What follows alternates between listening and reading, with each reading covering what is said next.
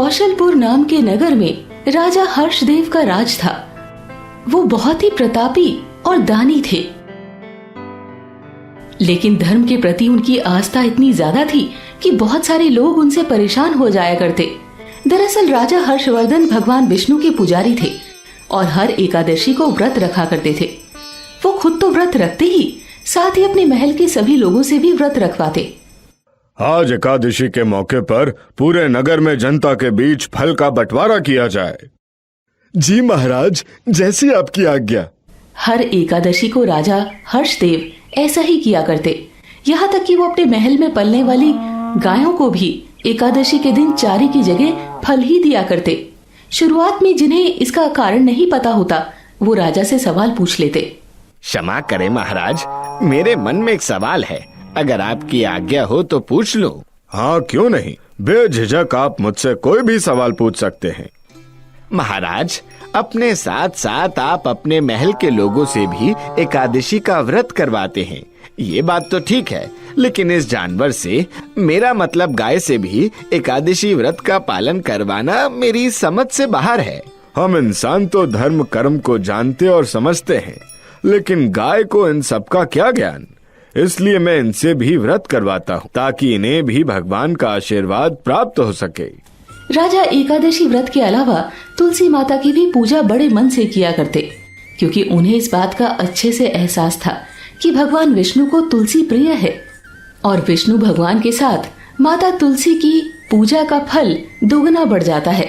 यही नहीं, जिस किसी पर भी माता तुलसी की कृपा बनी रहती है, वो व्यक्ति जीवन भर सुखी रहता है। राजा तुलसी के पौधे में जल चढ़ाते हुए कहते हैं, ओम भूर्भुवस्वः तत्सवितुर्वरेण्यं भर्गो देवस्य धीमहि धियो यो न प्रचोदयात्। महाराज की जय हो। कहो, क्या बात है?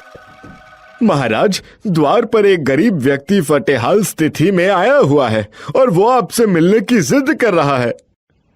ठीक है, बुलाओ उसे। कुछ देर के बाद सेनापति उसे लेकर आता है। प्रणाम महाराज। महाराज, मेरा नाम बिरजू है, मैं बहुत गरीब हूँ और कई दिनों से भूखा भी। कृपया कर आप मुझे कोई काम दे दें ताकि मैं अपना जीवन यापन कर सकूं। क्या काम कर लेते हो तुम? महाराज, मैं लकड़ी का काम बहुत अच्छे से करता हूँ, लेकिन आप मुझे किसी भी काम के लिए रख लीजिए, मैं कुछ भी कर लूंगा। ठीक है, तुम कल आना, क्योंकि आज एकादशी है। आज के दिन ना तो मैं भोजन करता हूँ और ना ही महल में किसी को भोजन करने की इजाजत देता हूँ।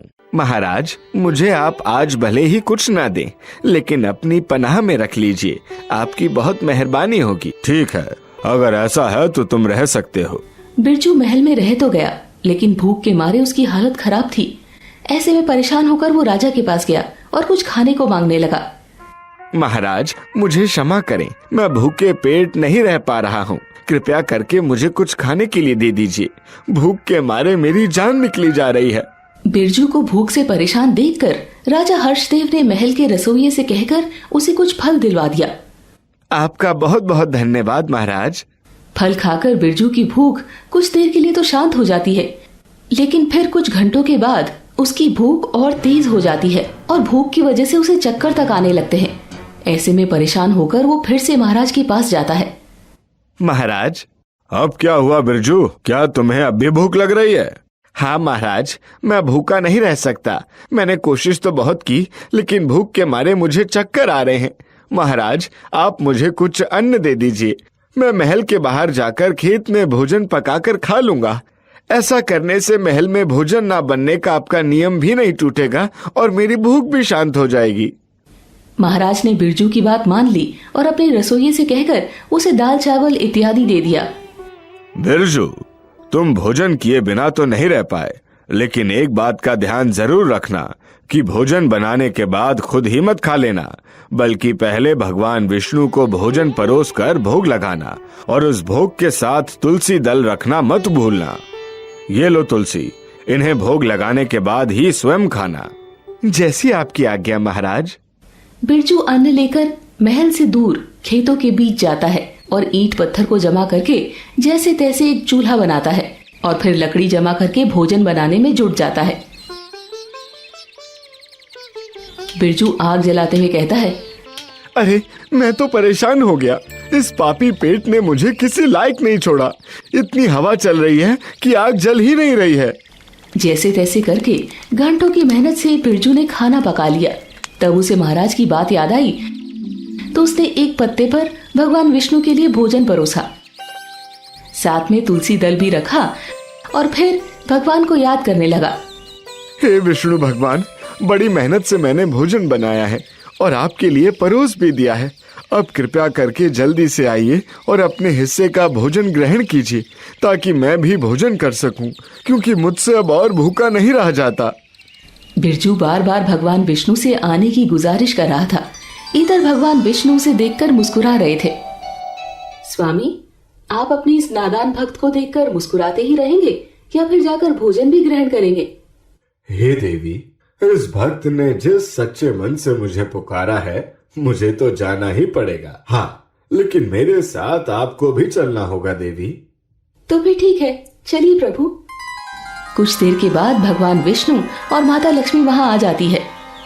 बिरजू, देख मैं आ गया। लेकिन प्रभु, मैंने तो सिर्फ आपको बुलाया था। आप तो लक्ष्मी माता को भी साथ ले आए।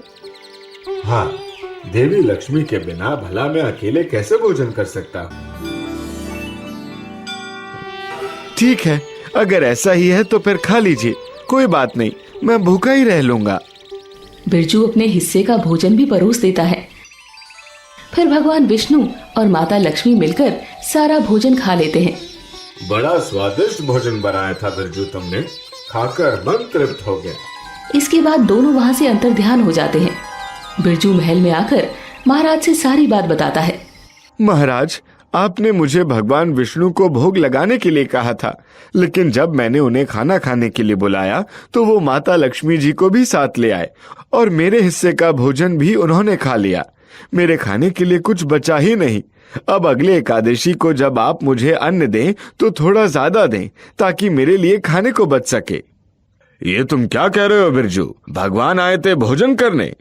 हाँ महाराज, मैं झूठ क्यों बोलूंगा। महाराज को बिरजू की बातों पर भरोसा नहीं हुआ।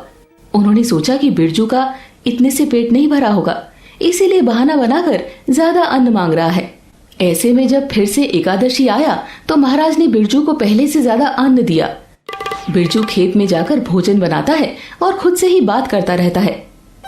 पिछली बार तो भगवान विष्णु माता लक्ष्मी को भी साथ ले आए थे, लेकिन आज तो मैं दोनों के लिए भोजन बना रहा हूँ। आज मैं भी भोजन कर पाऊंगा। भोजन बनाने के बाद बिरजू 2 जगह पत्ता लगाकर भोजन परोसता है और फिर भगवान विष्णु को बुलाता है। हे भगवान विष्णु और माता लक्ष्मी, आज आप दोनों के लिए मैंने भोजन परोसा है। कृपया करके आइए और भोजन कीजिए। आज भगवान विष्णु ने जब बिरजू की आवाज सुनी तो उन्होंने माता लक्ष्मी के साथ साथ देवी तुलसी और नारद जी को भी अपने साथ ले लिया और आ गए भोजन करने। ऐसे में जब बिरजू ने उन चारों को साथ में देखा तो हैरान रह गया। ये क्या प्रभु, आज जब मैंने आप दोनों के लिए भोजन बनाया तो आपने और भी 2 को अपने साथ ले लिया।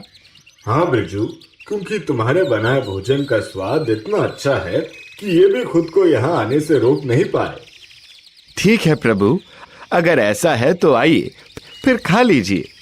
बिरजू माता तुलसी और नारद जी के लिए भोजन परोसता है और फिर सभी स्वाद लेकर खाते हैं। बिरजू, तुम्हारे हाथ में बहुत स्वाद है और तुम्हारा मन बहुत पवित्र है। मैं तुम्हारी सच्ची श्रद्धा भक्ति से काफी प्रसन्न हूँ। इसके बाद सभी वहां से अंतर्ध्यान हो जाते हैं। बिरजू फिर से आज एकादशी के दिन भूखा रह जाता है और उसका व्रत फिर से ना चाहते हुए भी पूरा हो जाता है। महल आकर वो फिर से महाराज को सारी बात बताता है तो महाराज हैरान हो जाते हैं और कुछ सोचते हुए कहते हैं। ठीक है बिरजू, कोई बात नहीं। अगली एकादशी को मैं तुम्हें और ज्यादा अनाज दे दूंगा जिससे तुम्हें भूखा ना रहना पड़े। अब जब फिर से एकादशी का दिन आया तो महाराज ने बिरजू को अनाज देकर भेज दिया और खुद चुपके से उनके पीछे लग गए। महाराज मन ही मन सोचते हैं, मैं भी तो देखूं ये बिरजू इतना अनाज लेकर क्या करता है। वो मुझसे झूठ क्यों बोल रहा है। महाराज बिरजू के पीछे पीछे खेत तक जाते हैं और एक पेड़ के पीछे छुपकर सब देखने लग जाते हैं। बिरजू हमेशा की तरह चूल्हा जलाता है और भोजन बनाता है। भोजन बन जाने के बाद वो 4 पत्ते लगाकर उस पर भोजन परोसता है। इधर महाराज ये सब देखकर हैरान थे। अरे ये तो सच में भोजन परोस रहा है। इधर बिरजू भोजन परोसने के बाद भगवान विष्णु को बुलाने लगता है। हे भगवान विष्णु, माता लक्ष्मी, माता तुलसी और देव ऋषि नारद मुनि, कृपया करके आप सभी आइए और भोजन ग्रहण कीजिए। बिरजू का आह्वान सुनकर भगवान विष्णु, देवी लक्ष्मी, माता तुलसी, नारद मुनि के साथ साथ ब्रह्मा जी, माता सरस्वती, भगवान शिव और माता पार्वती को भी बुलाते हैं और फिर सभी मिलकर बिरजू के पास जाते हैं। बिरजू, देखो, आज तुम्हारे भोजन का आनंद लेने मेरे साथ कौन कौन आया है। अरे ये क्या प्रभु, आज तो आपने हद ही कर दी। लेकिन कोई बात नहीं प्रभु, आज महाराज ने मुझे ढेर सारा अनाज दिया है और मैंने सब बना लिया है। मैं आप सबको भोजन करवाऊंगा। बिरजू और पत्ता लगाता है और भोजन परोसता है। आइए प्रभु, आप सभी बैठ जाइए। इससे पहले कि भोजन ठंडा हो जाए, जल्दी से खा लीजिए। सभी भोजन करने लगते हैं। तभी वहाँ महाराज आ जाते हैं। बिरजू, तुम ये किससे बातें कर रहे हो और इतने सारे पत्ते पर तुमने भोजन क्यों परोसा है? महाराज, आप यहाँ आइए। ये देखिए, ये भगवान शिव, माता पार्वती, ब्रह्मा जी, माता सरस्वती, भगवान विष्णु, माता लक्ष्मी, देवी तुलसी और नारद मुनि भोजन कर रहे हैं। क्या बकवास कर रहे हो तुम? तुम्हारा दिमाग खराब हो गया है क्या? मुझे तो यहाँ कोई नहीं दिख रहा। भला भगवान तुम्हारे पास भोजन करने कैसे आ सकते हैं? मैं इतने सालों से इतने नियम से एकादशी का व्रत कर रहा हूँ, लेकिन आज तक तो भगवान ने मुझे दर्शन दिया ही नहीं। तो तुम्हें भला कैसे दे सकते हैं, जिसे पूजा पाठ का कोई ज्ञान नहीं? बिरजू सभी भगवान से कहता है, हे भगवान, ये क्या, आप सभी महाराज को क्यों दिखाई नहीं दे रहे हैं? बिरजू, क्योंकि तुम्हारा मन पूरी तरह से छल रहित और पवित्र है, इसलिए हम सब तुम्हें दर्शन देने आए हैं। नहीं भगवान, आप महाराज को भी दर्शन दीजिए। बिरजू के काफी आग्रह करने पर सभी भगवान महाराज को भी दिखने लगे। महाराज की आंखों में आंसू आ गए।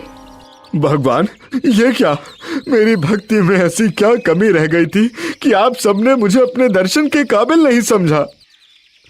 तुम व्रत और पूजा पाठ तो करते हो, लेकिन उसमें तुम्हारा स्वार्थ छिपा है, जबकि बिरजू के मन में किसी तरह का कोई स्वार्थ नहीं है। उसका मन पूरी तरह से निश्चल है। प्रभु, मुझे क्षमा करें भगवान। आप सबके दर्शन पाकर मेरा जीवन धन्य हो गया। आज इस बिरजू की वजह से मैं भी आप सबके दर्शन कर पाया हूँ।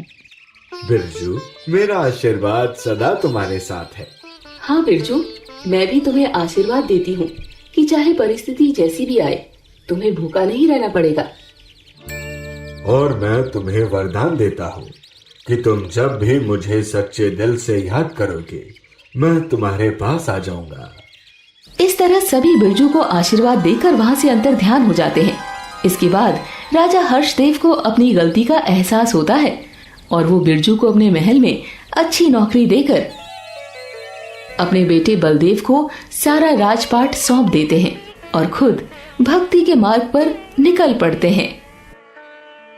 दोस्तों, आपको ये कहानी कैसी लगी? कमेंट करके जरूर बताएं। ऐसी और कहानी सुनने के लिए इसे लाइक और शेयर जरूर करें। धन्यवाद।